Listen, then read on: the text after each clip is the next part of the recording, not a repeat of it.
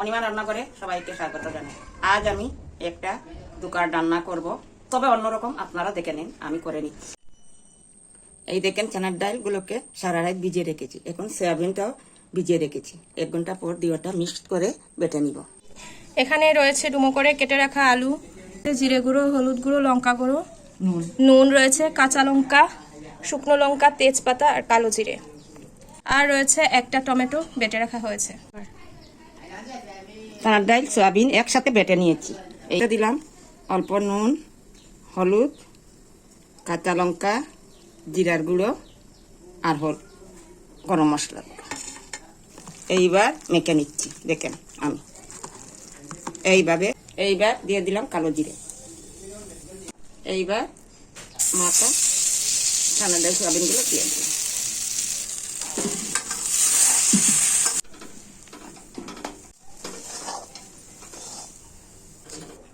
একটা থালার মধ্যে তেল অথবা ঘি মেখে রাখলে ভালো হবে।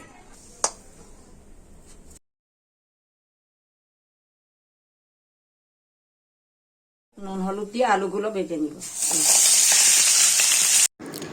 নুন হলুদ দিয়ে অল্প ভাপিয়ে নেওয়া আলুগুলো ভেজে নেওয়া হয়েছে।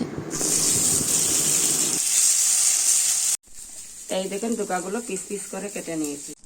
এইবার দুকাগুলোকে অল্প তেলে ভেজে নিব। দুকাগুলো ভেজে নিব।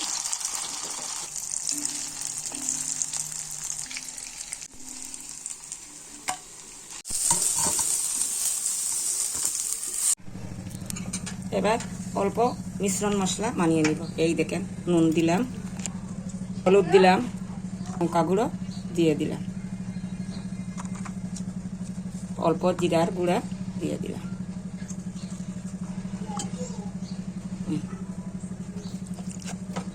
কালো জিরা দিয়ে দিলাম, শুকনো লঙ্কা দিয়ে দিলাম, এই দেখেন তেজপাতা দিয়ে দিলাম, তেলে মশলাগুলো দিয়ে দিলাম, মাখা মশলা। এইবার টমেটো পাতাগুলো দিয়ে দিলাম।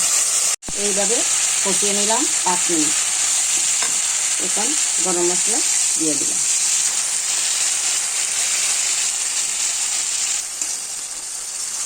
এইবার আলুগুলো দিয়ে দিলাম, কাঁচা লঙ্কা দিয়ে দিলাম। এইবার জল দিয়ে দিলাম। তরকারি দুপার টুকরোগুলো ভেজে রাখা দিয়ে দিলাম।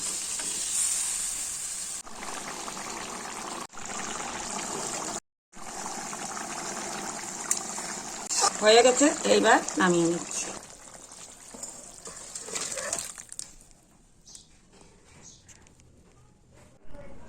বানিয়ে নিলাম দুকার ডালনা। এইভাবে আপনারা বানিয়ে নেবেন।